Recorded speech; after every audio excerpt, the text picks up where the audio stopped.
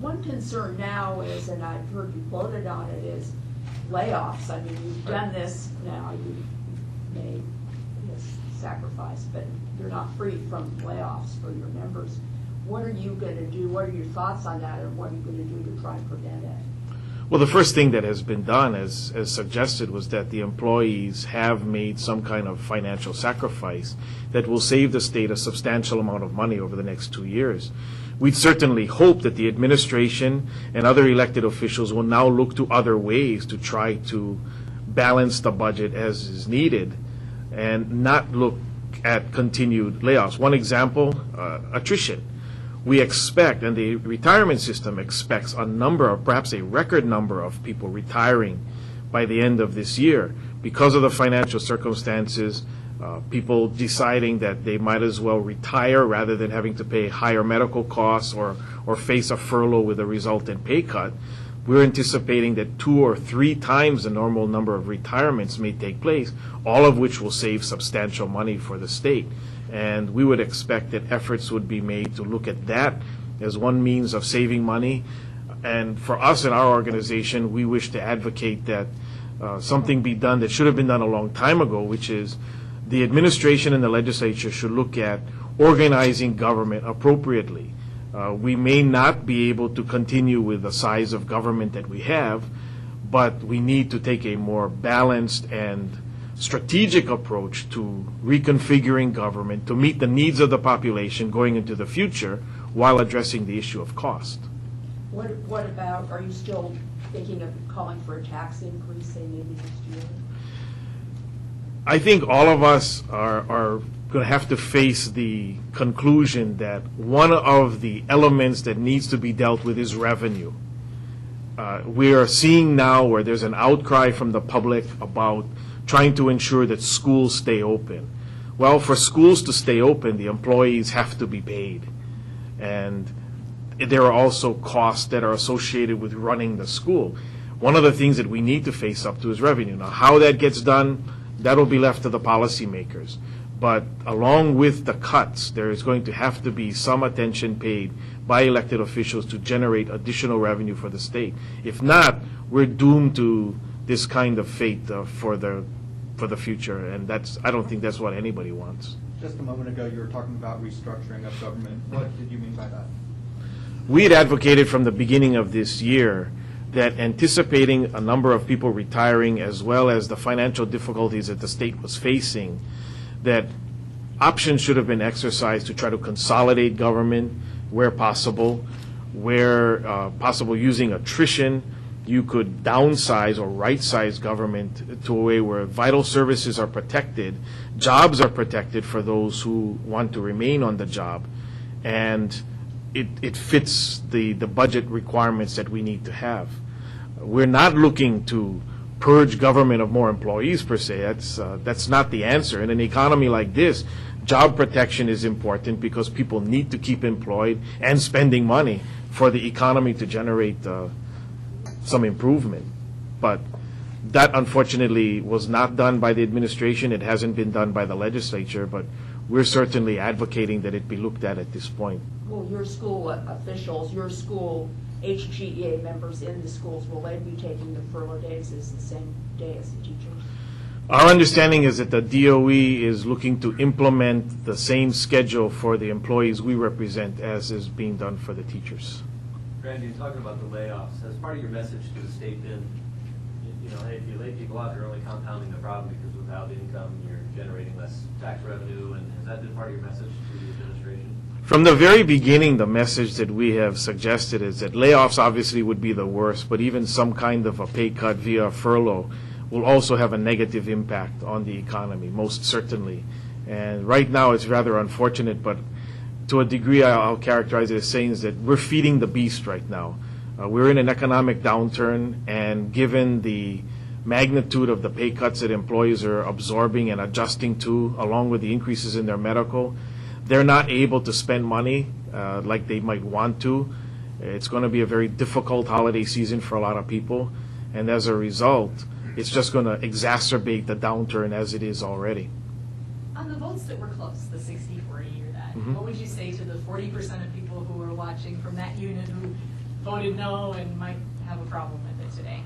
I certainly respect the opinions of all of our members who objected to the agreement, and I respect the fact that they voted their conscience and voted in opposition. This isn't a cause for any celebration, as I said before. It is not something that any of us are happy with, and for those I know, you mean well by saying congratulations. We're all glad, if you will, that we've come to some resolution, but this isn't a happy time for anybody, whether in the public or private sector. I think, however, that a lot of the opposition that employees have demonstrated as manifested in the vote comes from three basic upsets. One upset certainly is a disparity between the different employer groups in terms of what kind of pay sacrifice employees are being called to make. Those disparities from the beginning was why the HGEA, along with the faculty, the teachers, and the UPW sought what we characterize as a global settlement, trying to ensure some consistency.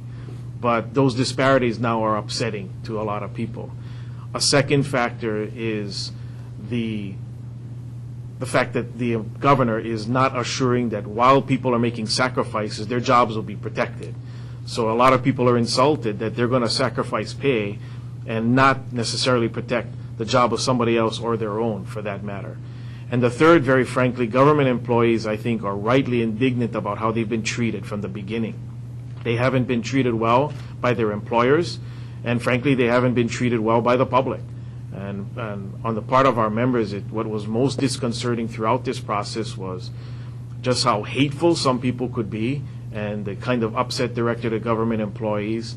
That, to me, was particularly upsetting, and I think the negative vote manifests that because our members are very disappointed in how they've been treated. They shouldn't have been made out to be villains in this process. I know some people choose to attack me, and that's one thing because I'm their paid advocate, but I don't think the employees deserve the way that they were treated. That's the minority of folks who obviously voted against this pact. How about the folks who voted for it? What's the message here? I'm sure you've talked to a lot of them.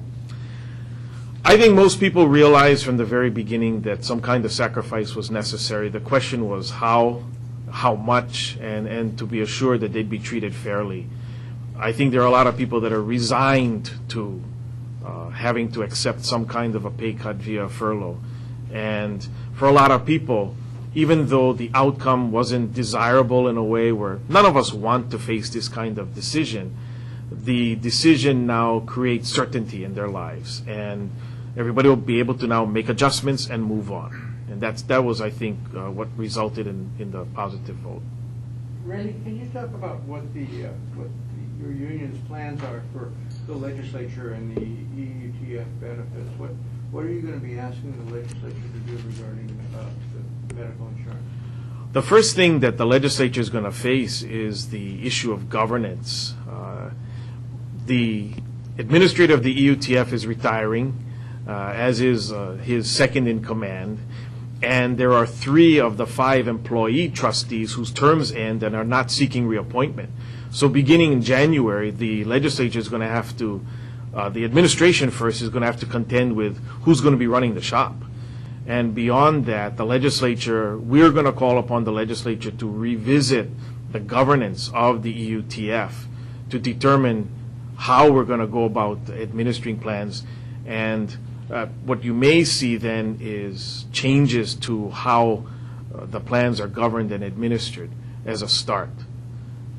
As it is now, I'm not so sure how the UTF will operate because there are capable staff there that will continue to operate after January 1st, but leadership will be an issue before we get too far into the legislative session. Mm-hmm. What about the medical insurance payments themselves? I think that discussion is going to be part of a larger discussion because we all know that costs are increasing for both public and private employers as much as they are for the employees.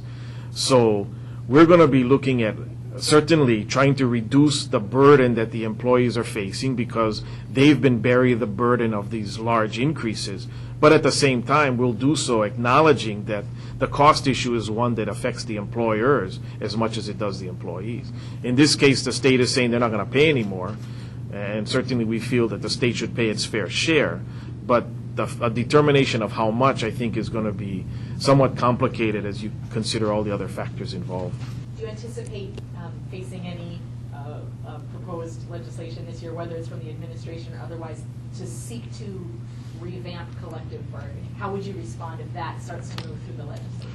I would certainly expect, because I think the governor has already made some comment about seeking changes to the law with respect to how the process works. The process has worked pretty well for the last 30, almost 40 years. This time around, I can objectively and professionally say that a lot of the problems were encountered because, one, this administration chose to negotiate publicly. And some of the things that were said to the press didn't match up with what was said to us at the bargaining table. And two, there were a number of differences between the employers. So politics and personalities on the employer's side has much to do with the dysfunction of the process as opposed to the law. The law works, and it has for a long time. She said one thing for sure, which many governors have revisited year after year, Democrats and Republicans, in finding arbitration. The governor has never been a fan of the arbitration process, yet I will remind all that despite arbitration, our union made a decision to take out for vote and we ratified a voluntary agreement even after we had begun the arbitration process. Arbitration is no different than a strike in that it can be a means of resolution or it can be a deterrent to force the parties to come to an agreement. And in this case, certainly the process worked because without waiting for the decision, our union came to an agreement with the state. So as far as HGEA sees it, the arbitration process still works. And this year we chose to come to an agreement instead. It sure doesn't help. I'll say this, and I'm not trying to be facetious, but we certainly would hope that this is as bad as it ever gets.